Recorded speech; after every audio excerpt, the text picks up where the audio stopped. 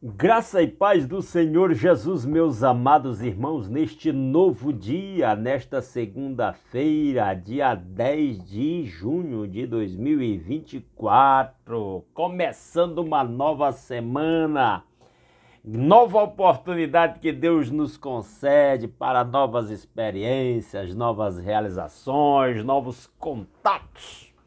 Bênção de Deus para a nossa vida. Estamos voltando aqui para continuar a leitura da palavra de Deus.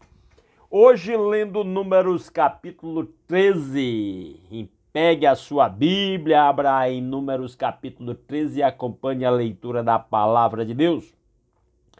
Diz-nos assim a palavra do Senhor, vamos lá. E o Senhor disse a Moisés: envia alguns homens em missão de reconhecimento à terra de Canaã, terra que dou aos israelitas. Envie um líder de cada tribo dos seus antepassados.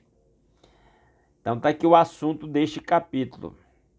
Mais na frente nós vamos ler que a peregrinação pelo deserto até chegar à terra prometida levou 40 anos. Mas esse texto aqui também já nos mostra algo. Poderia ter sido incomparavelmente menos. Nós vamos ler também lá na frente que essa viagem poderia durar em cerca de 11 dias. Lembre que o povo já tem 1 ano e 2 meses, aproximadamente, que saiu do Egito. Ficou 1 ano aproximadamente lá no pé do Monte Sinai. Agora é uma nação organizada, agora tem um exército organizado, agora tem um culto organizado, um tabernáculo onde o povo cultuava ao Deus de Israel. Agora o povo marcha em direção à terra prometida e depois de alguns poucos percalços descritos nos capítulos 10 e 11, agora no capítulo 13, Moisés escolhe homens para mandar para espiar a terra prometida. A viagem poderia ter sido muito curta. O povo poderia ter se transformado numa nação muito rapidamente. Mas algo muito grave está para acontecer. E aí Deus então manda Moisés aqui nesse capítulo, no início, escolher um líder de cada tribo, um representante de cada tribo, para ir espiar a terra prometida e, vamos dizer assim, a preparar a invasão da terra prometida. Versículo 3. Assim Moisés os enviou do deserto de Parã, conforme a ordem do Senhor. Todos eles eram chefes dos israelitas, são estes seus nomes. Números apresenta tabelas, e aqui está uma tabela de nomes dos líderes de cada tribo que foram na missão de reconhecimento da terra prometida. Versículo 4 a 15.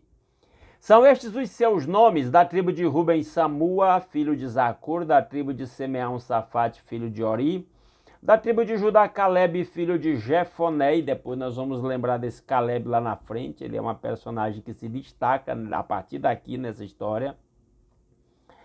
Versículo 7. Da tribo de Issacar, Igal, filho de José; da tribo de Efraim, Oséias, filho de Num. Outra personagem que vai se destacar nessa história.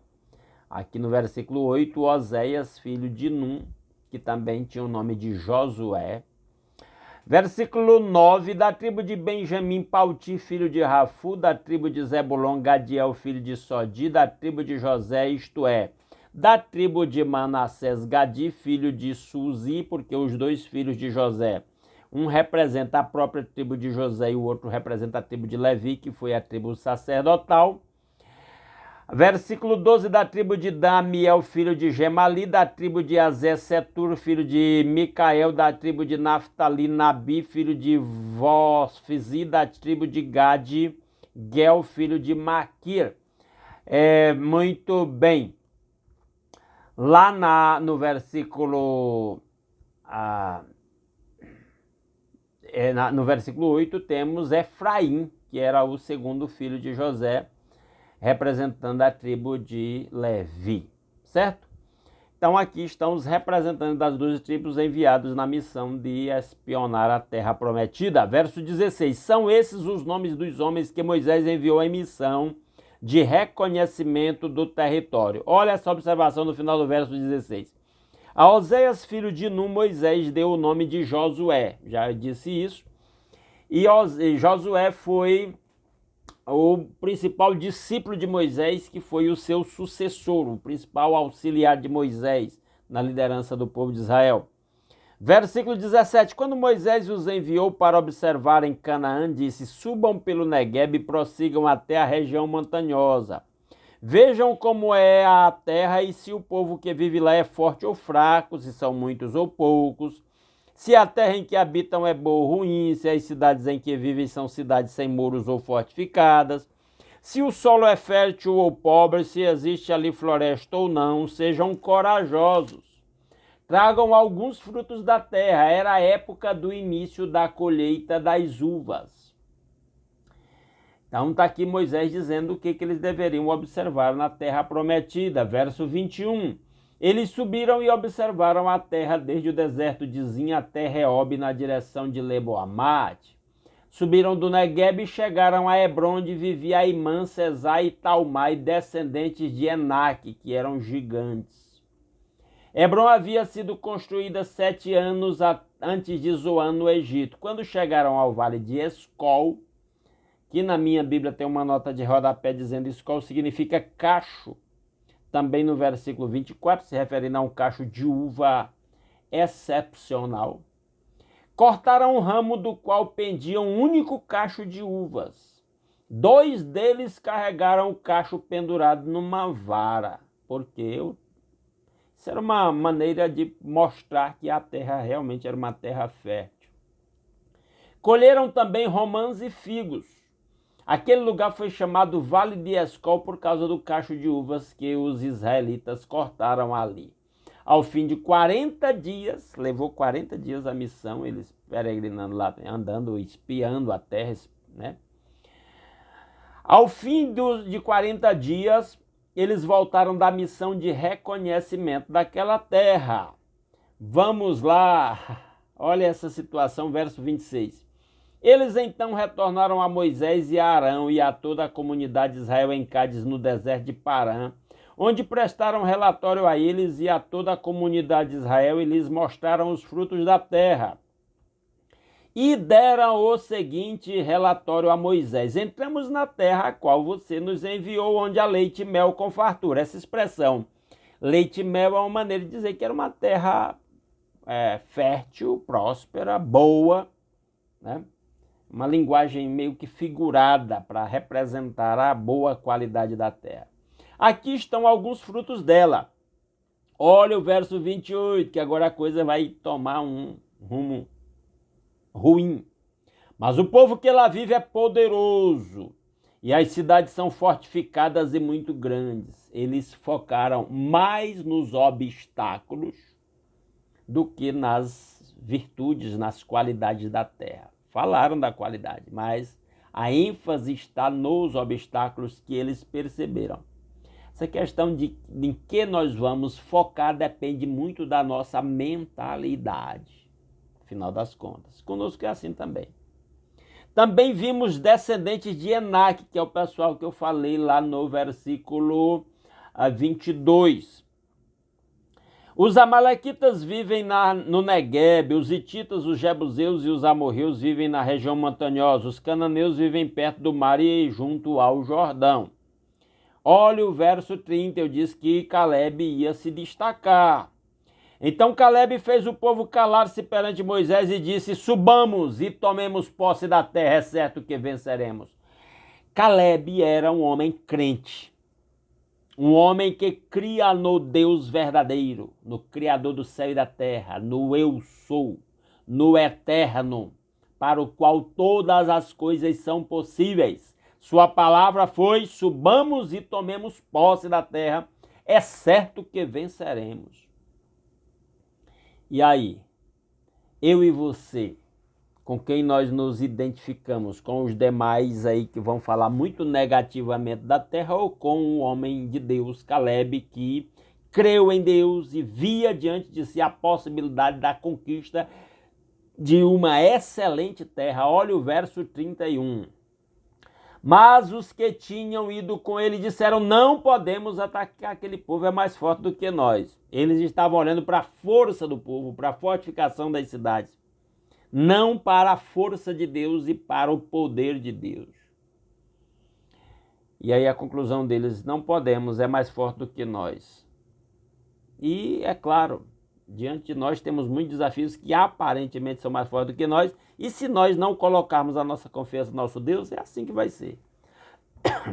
É fácil criticar esses homens, mas muitas vezes é assim que nós vemos as coisas também. Verso 32, e espalharam entre os israelitas um relatório negativo acerca daquela terra. Agora eles vão enfatizar os aspectos negativos. Quando somos pessoas negativas, nós vemos as coisas negativas, mas quando somos pessoas positivas e olhamos para o nosso Deus com fé, nós vamos focar nas coisas positivas. O que está acontecendo nas nossas vidas é reflexo direto da direção para a qual nós focamos o nosso olhar. Se para o poder de Deus, para as bênçãos que Deus coloca diante de nós para conquistarmos, ou se nós focamos nos desafios, na grandeza dos problemas, aí a coisa muda de aspecto. E eles continuaram, disseram: a terra, e eu estou lendo a segunda metade do verso 32, a terra para a qual fomos em missão de reconhecimento devora os que nela vivem.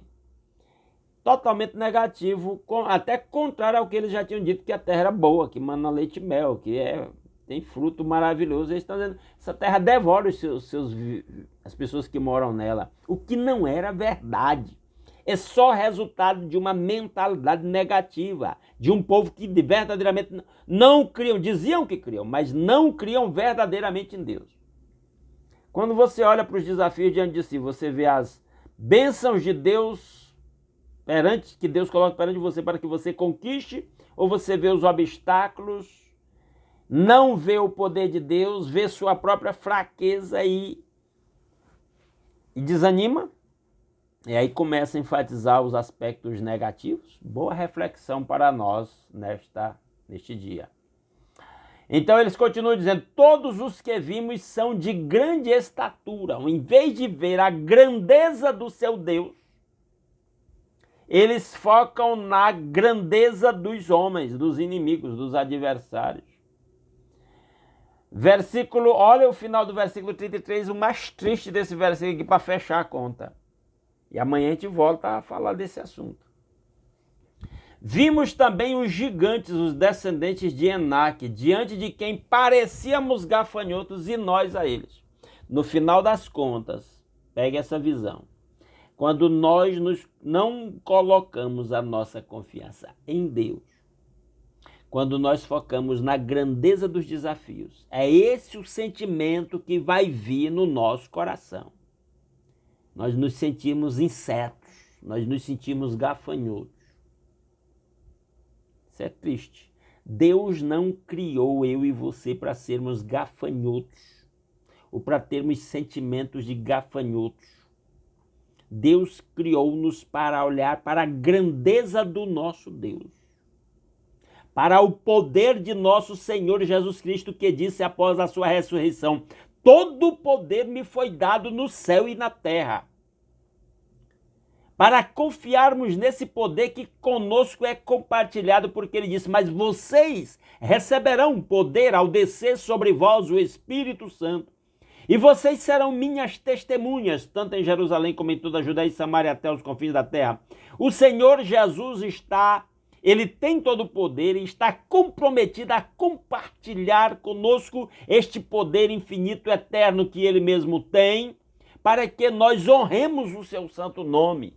Meu amado irmão, se em algum momento você se sentir um gafanhoto, você não foi criado por Deus para se sentir um gafanhoto. Se em algum momento você viu os seus adversários, seus desafios como gigantes intransponíveis. Lembre das palavras de Jesus que disse que se a nossa fé for do tamanho de um grão de mostarda, ou seja, menor do que um gafanhoto, nós vamos dizer a esse monte, sai daqui e te lança no mar, e ele vai nos obedecer. Lembremos que a palavra de Deus diz que para Deus todas as coisas são possíveis, e a mesma palavra diz, tudo é possível ao que crê. Então, diante de qualquer desafio que se apresente diante de você, não sei se você está enfrentando algum desafio que você percebe intransponível diante de você, meu conselho neste final de leitura aqui é: olhe para o Senhor nosso Deus, olhe para Cristo nosso Senhor, olhe para a grandeza do seu amor revelado na cruz. O apóstolo Paulo diz em Romanos capítulo 8, me parece que o versículo 32, aquele que nem mesmo a seu próprio filho poupou, antes o entregou por todos nós, como não nos dará também com ele de graça todas as coisas? Não há limites para o homem que crê, porque não há limites para o Deus em quem nós cremos. Que Ele mesmo aplique a sua palavra aos nossos corações. Quem pode dizer amém? Digita aí nos comentários desse vídeo. Comente o que você acha desse texto, se há algum aspecto que você quer destacar que eu não percebi. Se você concorda ou discorda com as aplicações que eu fiz desse texto aqui, comente aí, porque isso ajuda a impulsionar o nosso vídeo na plataforma. Deixa um like nesse vídeo, não sai sem deixar um like, não custa nada e isso é muito significativo para nós, para o alcance do vídeo, tá bom? Se puder compartilhar aí nas suas redes sociais, nos seus grupos de WhatsApp, seu Facebook, X ou outras redes sociais, faça isso, você estará nos dando uma força muito especial na divulgação deste vídeo. E se você é novato por aqui, gostou desse conteúdo e quer continuar acompanhando a leitura de um capítulo diário da Palavra de Deus aqui nesse canal, se inscreva no canal, beleza? E aí nós vamos encerrar orando ao nosso Deus neste momento. Nosso Deus e nosso Pai maravilhoso, muito obrigado pelas incontáveis bênçãos com que o Senhor nos tem abençoado.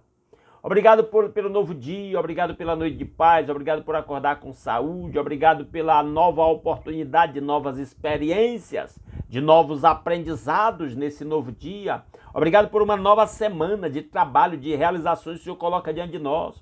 Obrigado pelo trabalho com que o Senhor nos dá os meios de termos as nossas necessidades supridas, das nossas famílias. Obrigado pelo pão de cada dia, pelo lar, pela família. Louvado e exaltado seja o seu santo nome.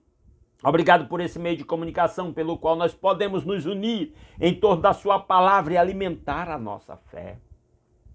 Aplicando essa palavra aos nossos corações, não nos deixe nos vermos como gafanhotos, Pai, como insetos. Somos, ó Deus, criados para sermos conforme a imagem do Senhor Jesus Cristo.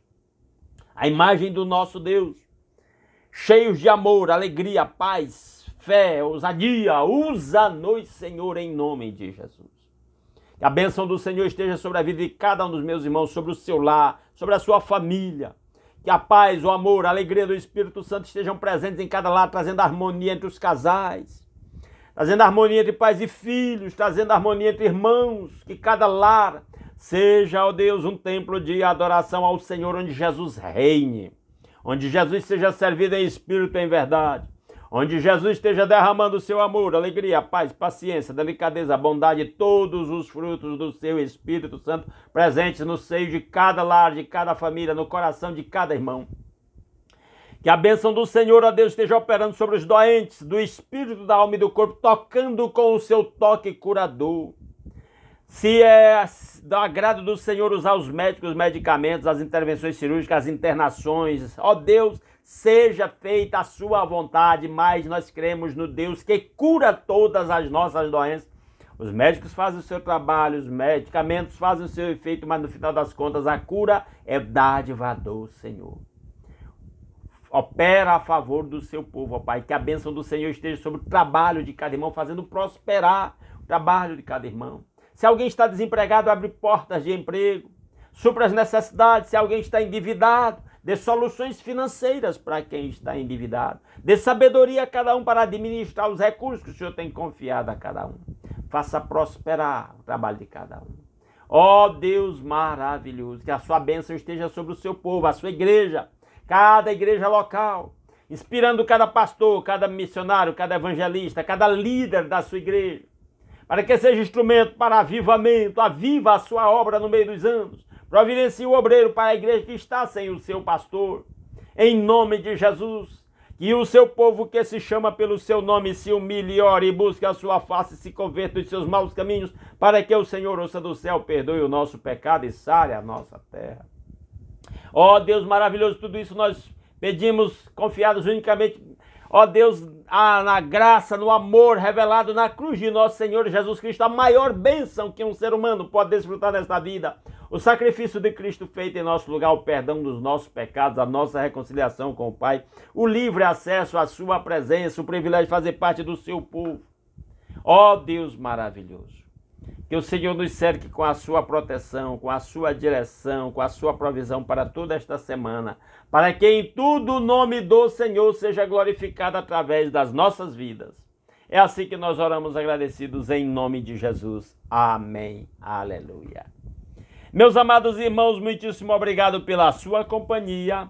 Se Deus quiser, amanhã às 5h30 da manhã estaremos aqui lendo mais um capítulo da Palavra de Deus, dando continuidade a esta leitura. Grande abraço a todos os meus irmãos.